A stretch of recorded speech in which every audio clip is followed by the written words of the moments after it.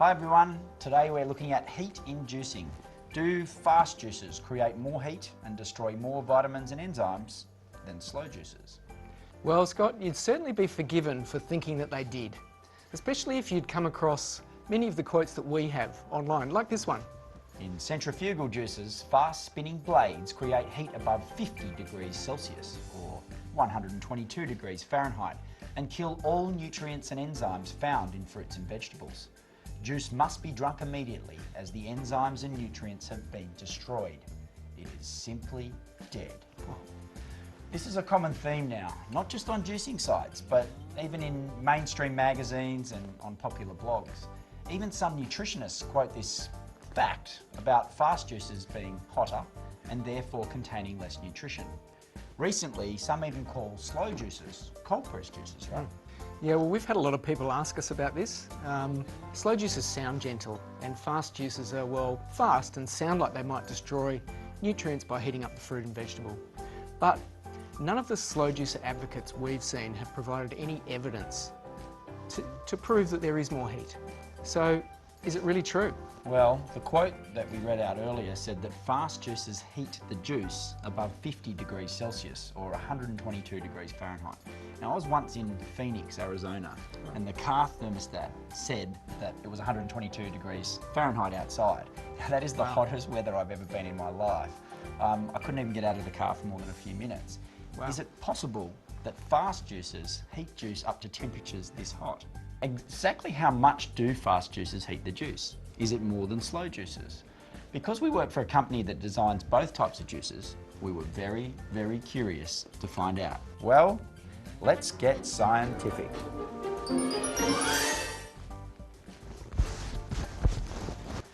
So for the last 10 years, we've been commissioning research from laboratories like the Australian Government National Measurement Institute, Australia's peak measurement body, to try and understand the differences. We've shared the more recent published studies on the site, Juicing Science.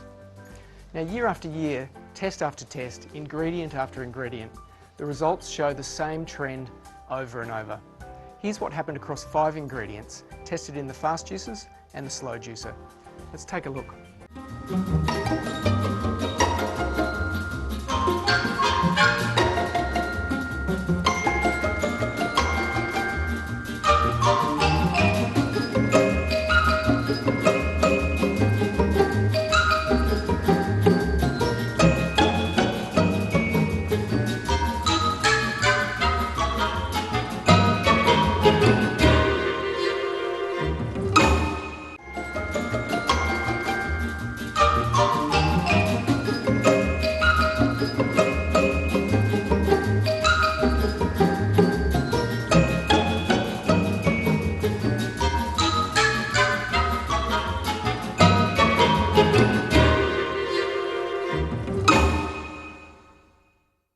So to summarise what happened with the 5 ingredients the lab tested using a fast and slow juices. This is room temperature. Our ingredients were at room temperature, about 20.5 degrees Celsius. This is what a typical bath temperature is, about 46 degrees Celsius. And this is the temperature that scientists say enzymes in fruits and vegetables denature at, about 48 degrees Celsius. This is what some slow juicer advocates say fast juices heat the juice to, 50 degrees Celsius. Okay, now what temperature was the juice from the slow juicer? It was 21.6 degrees, only 1.1 degree above the starting temperature. So it does heat up slightly, but not really that much. Okay, but what about the fast juicer? How much more did it heat the juice? Well, the fast juices heated the juice to 21.35 degrees C. Yep, actually less than 1 degree above the starting temperature and slightly below the slow juicer. Wow. Yeah, it's actually very slightly below the slow juicer temperature, but the difference is small. So both types of juices add only a very small amount of heat. And this is what happens test after test, ingredient after ingredient, every time temperature is tested between the two. So fast juices produce less heat than slow juices, but how is this possible? After everything we've heard, does it mean that it's getting hot and then it's cooling back down again? Is the heat going somewhere else, like into the pulp? I think we should do some testing to find out. Let's do it. So Richard, the Australian Government National Measurement Institute has shown that the temperature transfer from the whole ingredient to the juice is very small indeed, not enough to damage vitamins and minerals. That's right. But is the heat being lost somewhere else in the system? Is it getting hot and cooling down again? Is the metal absorbing the heat? Is the pulp absorbing the heat? Right. So we thought we'd test for that too. So Richard, what's this fancy piece of equipment you've got here? A surface probe. So we can use this to check the metal surfaces or the plastic surfaces. So I can put it on the cutting disc, for example, and that's showing 20, just over 20 degrees. And I'll check the mesh as well. That's 23 degrees under these warm lights probably. And the plastic, it's about 22.5 degrees.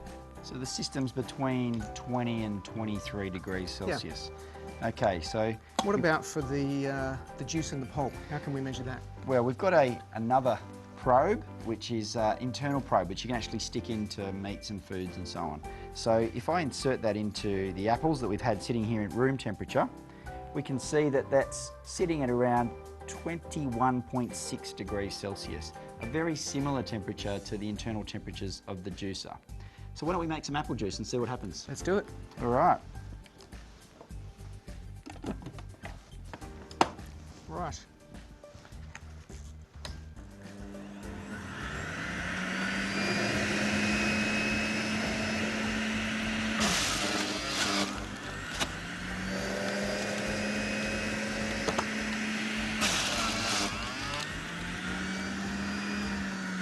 All right, there we have a lovely glass of apple juice. Shall we start by testing the apple juice temperature? Okay. Just put that into the juice.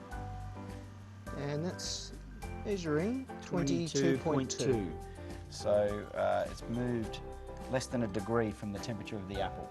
Okay. Let's check the pulp next. All right, pull this apart.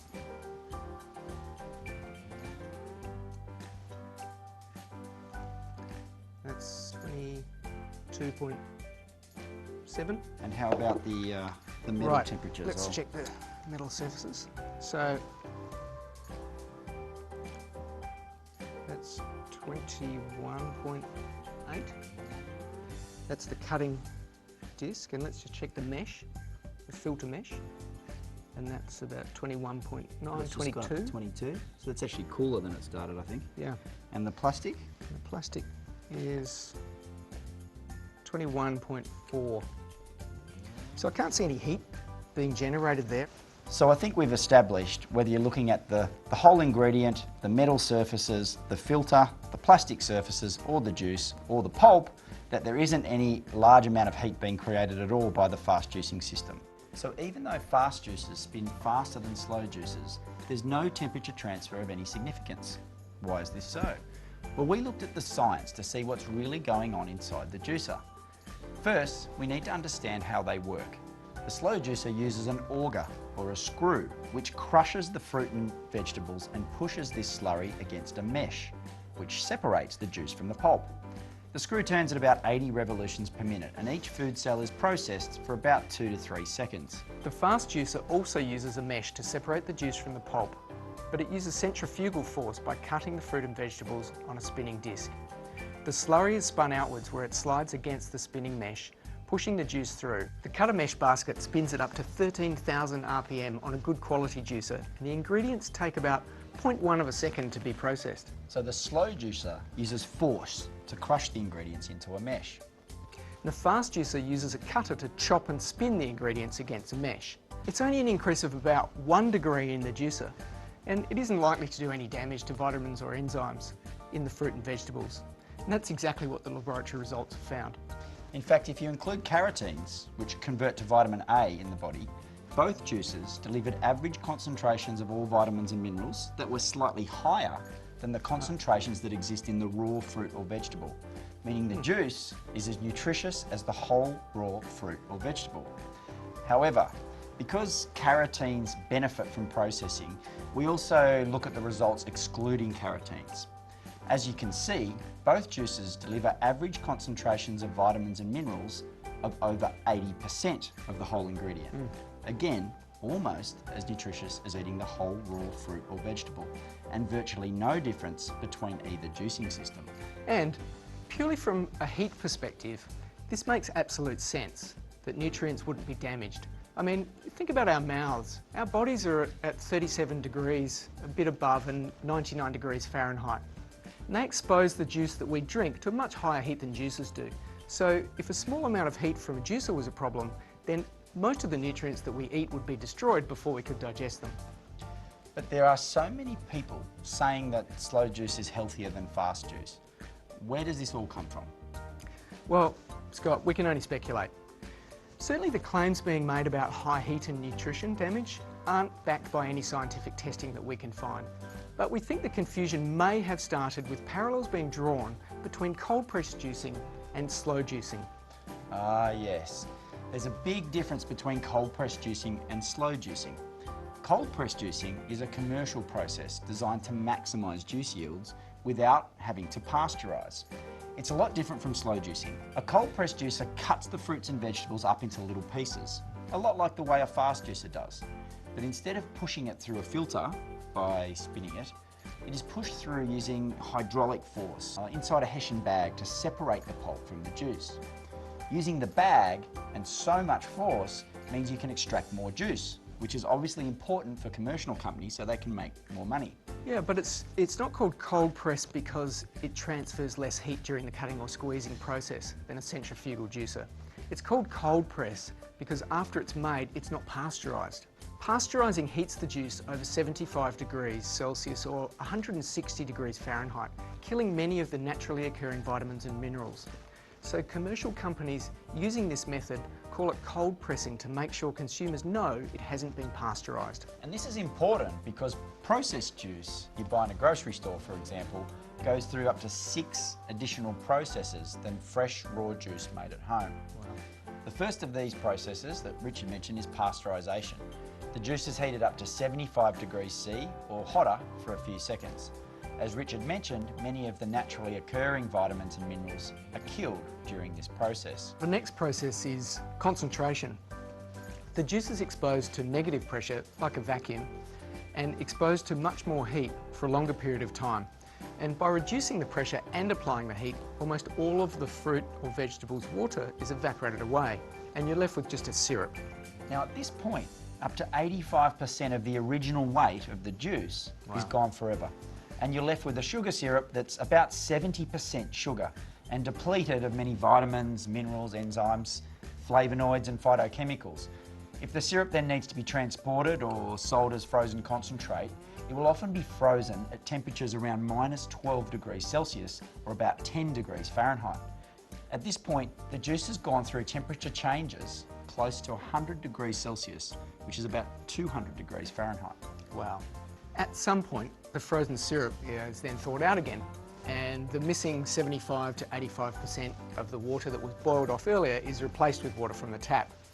Finally, some refined antioxidants are added, along with a bit of flavour to replace the aromas destroyed while concentrating. And there you have it. 100% pure fruit juice. Yes, seriously, governments all around the world allow this to be called 100% pure juice. You're kidding. So you can understand why commercial companies who aren't using this system would want to call their juice cold pressed to make sure people know it didn't go through these extensive extra processing steps. But slow juices are nothing like cold pressed juices. They cut the fruit in a different way, they extract less juice from the pulp than cold pressed juices. Importantly though, calling them cold pressed juices implies they impart less heat than fast juices do, which is absolutely false. Yeah, and I think this is where the confusion started. Cold pressed juice and reconstituted orange juice are dramatically different from each other. Somehow, fast and slow juice has been confused with processing and reconstituted juice, even though there are virtually no parallels. In reality, whether you use a fast or a slow juicer, you're going to get a wonderfully nutritious juice, and both systems deliver similar amounts of heat and juices that last a similar amount of time. Hope that helps and see you next time. Bye. Bye.